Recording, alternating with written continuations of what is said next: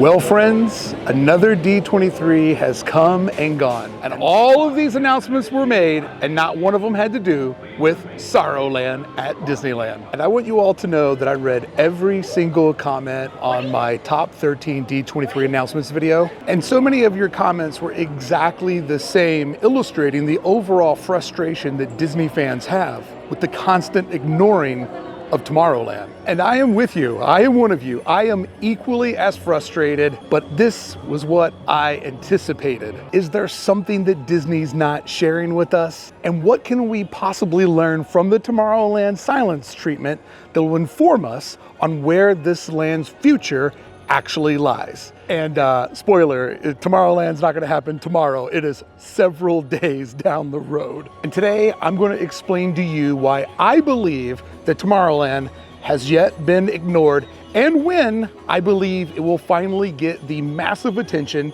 that it deserves. A great, big, beautiful tomorrow, and hopefully the eventual end of Sorrowland. So let's start right here. The reason why Tomorrowland is so important to the overall ecosystem of Disneyland is this is one of Walt's original visions for the park. Not only that, Tomorrowland, I believe next to Fantasyland, houses the second most amount of attractions inside of the park. Yet, there are almost as many things closed in here currently as there are open. And some of the things that are open are a little bit long in the Tomorrowland tooth. And just a brief walk through Tomorrowland will just show you all of these different broken pieces of yesterday's promise that are no longer alive in today's reality. And there have been, over the years, subtle little adjustments here and there, and even a massive one that went down in 1967. If you watch this video right here, I break that down in great detail when Tomorrowland and Disneyland was used as a prototype for what was to come with the Florida project, which eventually became Magic Kingdom. But in the last decade, it almost feels like they have just stopped trying with Tomorrowland. Ghost Galaxy doesn't happen during Halloween. There's nothing happening in the Magic Eye Theater. It just used to have a little bit of synergy with what was happening at the box office around the park, and now it just feels as if they've given up on the future. So given its current state of disrepair and half being dead and the other half being meh, so given its completely broken and underused state, why did Disney once again decide to just blatantly ignore Tomorrowland and all of its problems? Oh, Tomorrowland, you are so vibe curious. Vibes Over Rides back in the shop. If you want to support Hey Brickey, hit the link below. I appreciate it. That helps me create 3 quality videos every week and keep taking you on these Disneyland adventures. Now back to our video. So these are my thoughts on why Tomorrowland got ignored. And as always, these thoughts are put together by what we do on this channel. We study Disneyland's past so we can better predict its future. And from what I have come to know as a massive Disneyland fan and Disneyland amateur historian, this is where Tomorrowland is at.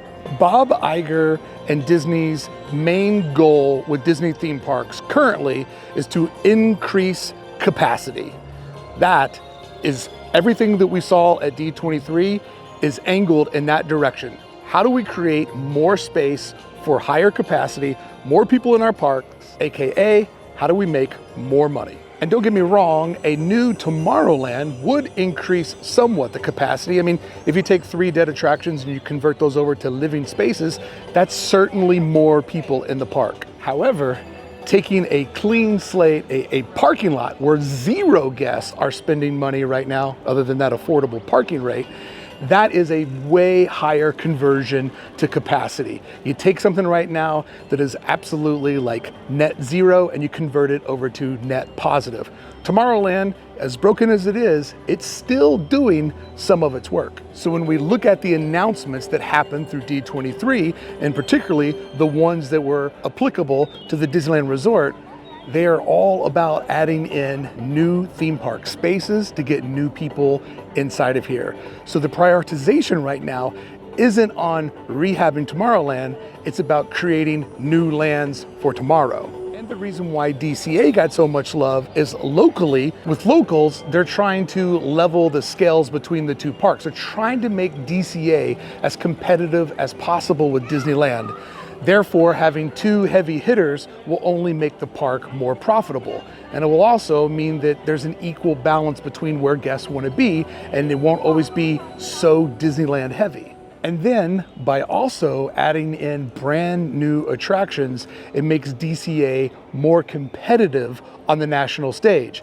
Therefore, trying to get people from the East Coast to maybe skip a Magic Kingdom vacation and come out to Disneyland, or even better, add on an extra vacation to go to Disneyland. I mean the Disneyland Resort, the collective Disneyland. And so once the wheels of Disneyland Forward have been put in motion and capacity has been increased and unused lands are converted to theme park lands, it will be then that we see something significant happen at Tomorrowland. But friends, it is a tangled task to get to that moment, because taking a parking lot and converting it to one of your favorite stories, that's an easy win.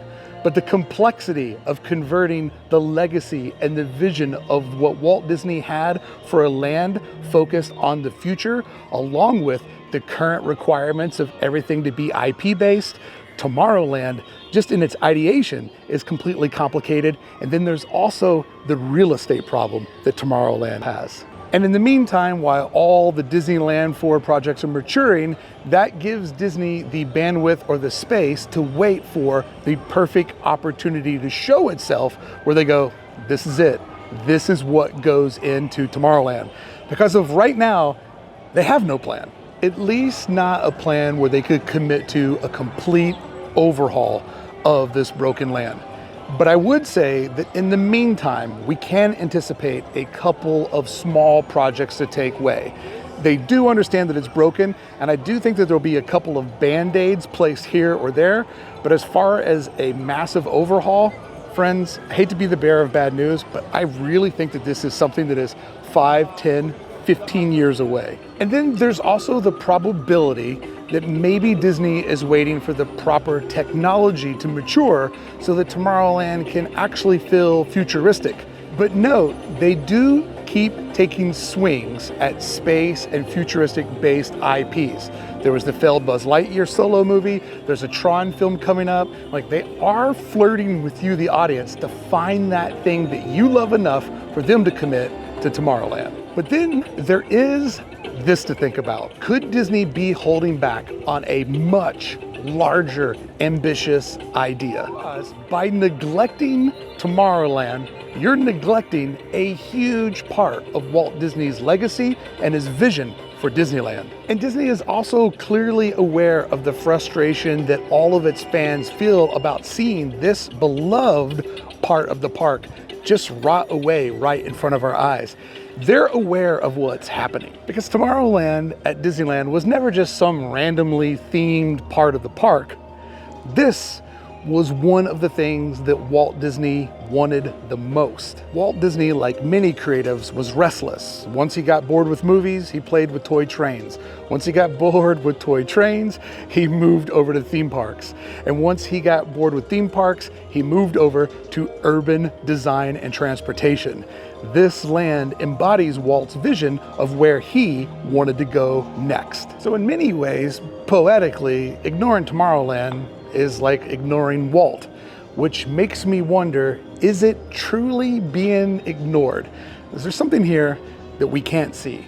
It makes me believe that either they have no idea, or they have such an ambitious idea that there's lots of other tasks that need to be taken care of first, and then they know they can fully commit to Tomorrowland. And some of those tasks they've already taken care of was the complete redesign and overhaul of the western end of the park, which I want to say was damn near perfect before they even put a shovel in the ground. So now let's look back at D23 Horizons with a different perspective. What can we learn from all of these announcements that would give us more indication of where Sorrowland might actually be going to become Tomorrowland once again? the clapping guys here. So an obvious and easy takeaway is every new attraction that we saw that was announced, whether it was for Walt Disney World or Disneyland Resort, they were all based around IPs. There doesn't seem to be the winning IP for Tomorrowland just yet. We've discussed this. But do they have a bigger content strategy that they feel could find its way to Tomorrowland? Because like many of you, I would love for this land to be based off of the time of its inception. You know, what was that mid-century, retro look at what it would be like when man went to the moon? But I don't think they're going to do that, or are they? As we see Walt Disney himself becoming a character over on Main Street, USA, an animatronic looking back on Walt's life, there is a play there to make Disneyland itself an intellectual property. Follow me on this one. If they're going to use Walt as a mascot for the good old times of Disneyland and look at his life, is that a smaller play in a long string of ideas to finally take the company's history and tell their own story? And could that story be about what Walt saw as the future? And could Tomorrowland become a permanent World's Fair with a bunch of very cool retro type rides and attractions, but could it also be paired with some sort of entertainment property that actually tells that story? Whether it's a Disney Plus show, a series of movies, a documentary series, is there a play to make Walt Disney and Tomorrowland a mascot so the IP becomes where it all started? It's pretty meta. So when we look at it through that lens, could the silence actually be a strategic part of a long-term plan? Let Disneyland Forward come and go. Let's sort out how we're going to tell the Disney story. Let's test using Walt Disney as a storytelling character and device, one of the IPs that we own. And can we, at some point, make Tomorrowland about Tomorrowland? For copy strike reasons, I can't do what I want to do right here, but at home, just look at this next clip and play Wilson Phillips, Hold On for One More Day. Because in my heart of hearts, that's what I hear every time I see this. And no doubt about it, this could just be like what I want, and I'm projecting my own emotions into this, and it could all be based around, animation and live action films and a mismatch of different futuristic things, or maybe the future just dies at Disneyland. But the Walt Disney animatronic and using Walt as a storytelling device, it does give me hope that Disney is maybe starting to realize what I realized a long time ago. Their story is one of the greatest stories that they should be telling. And maybe the best way to worry about predicting the future is to not predict the future. Draw a line in the sand and say, this is where Tomorrowland exists, but we're going to use modern technologies to give you a clever way of showing you what a different moment in time was like. And once again, this would be far, far down into the future. But it is a worthy dream, and it does make me feel like the thing that most Disneyland fans want to happen isn't exactly impossible.